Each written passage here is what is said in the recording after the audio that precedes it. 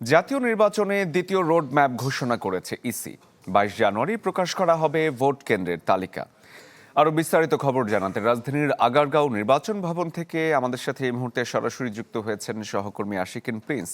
Prince, নতুন যে road map ঘোষণা করা হলো, আর কি কি ব্যাপার সেখানে রয়েছে, তথ্যগুলো যদি আপনার বিস্তারিত আমাদের বলেন। কি বুঝলেন ভাই? অনলি যেটাই চাই।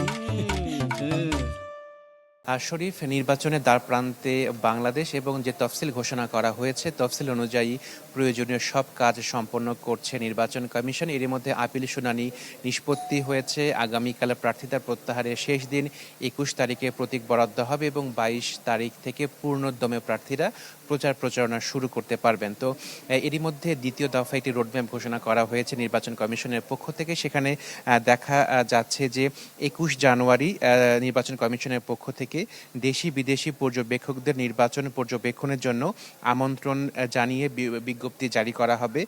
একই সাথে 22 জানুয়ারি ভোট কেন্দ্রে যে তালিকা রয়েছে সেই তালিকাটি প্রকাশের জন্য গেজেট আকারে প্রকাশের জন্য বিজি প্রেসে পাঠানো হবে।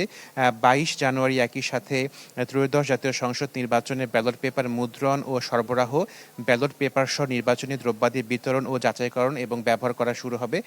এছাড়া একই সাথে যে অন্যান্য যে আনুষঙ্গিক যে কার্যক্রম রয়েছে, যেমন আইন শৃঙ্খলা বাহিনীর সাথে বৈঠক, সেই বৈঠকটি করা হবে এ মাসে এবং পরবর্তীতে নির্বাচনের যে সরঞ্জাম সেগুলো কিন্তু তৃণমূলে পাঠানো হবে। তো নির্বাচন সুষ্ঠুভাবে সম্পন্ন করার জন্য নির্বাচন কমিশনের পক্ষ থেকে প্রয়োজনীয় সব ধরনের ব্যবস্থা গ্রহণ করা হবে বলে জানিয়েছেন নির্বাচন কমিশনার আনোয়ার ইসলাম সরকার। কিছুক্ষণ আগে আমি তার সাথে কথা বলেছি এবং তিনি বলেছেন যে রাজনৈতিক দলগুলোর পক্ষ থেকে বিভিন্ন সময় তাদের কাছে যে অভিযোগগুলো আনা হয় সেই অভিযোগগুলো তারা খতিয়ে দেখছেন এবং ছোটোখাটো যে সমস্যাগুলো আছে সেই সমস্যাগুলো তারা সমাধানের চেষ্টা করছেন। এবং তিনি দাবি করেছেন যে 12 ফেব্রুয়ারি যে নির্বাচনটি হবে সেই নির্বাচনটি হবে অবাধ, সুষ্ঠু এবং নিরপেক্ষ এবং সেই নির্বাচনে ভোট দেওয়ার জন্য সবাই অপেক্ষা করছে বলে তিনি দাবি করেছেন। একই সাথে তিনি বলেছেন যে 22 তারিখ থেকে যখন প্রচারণা শুরু হবে প্রার্থীরা যাতে নির্বাচনী আচরণ বিধিমালা মেনে চলেন সে কারণে কিন্তু নির্বাচন কমিশনের পক্ষ থেকে প্রয়োজনীয় সব ধরনের নির্দেশনা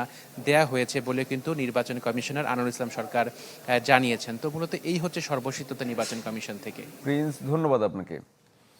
দর্শক, আসন্ন জাতীয় ত্রয়োদশ নির্বাচনকে সামনে রেখে দ্বিতীয় ধাপের যে রোডম্যাপ সেটি ঘোষণা করেছে নির্বাচন কমিশন, সেই খবর জানাচ্ছিলেন আমাদের সহকর্মী।